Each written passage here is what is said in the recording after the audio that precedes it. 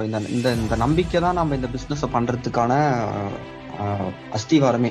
அஸ்திவாரம் ஸ்ட்ராங்கா இருந்தா தான் இந்த பிசினஸ்ல சக்சஸ் பண்ணவே முடியும்.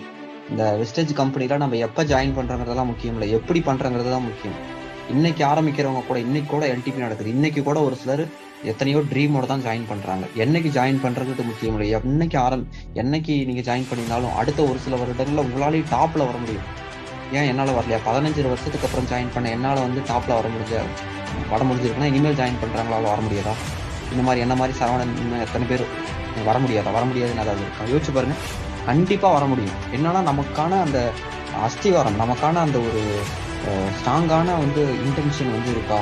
நம்ம அதை பின்வாங்கவே கூடாது. இன்னைக்கு அந்த ஆர்வம் இருக்கும், காலையில எழுந்திரிச்சு பார்த்தா அது குறைஞ்சு போயிடும். கட்டுங்களா?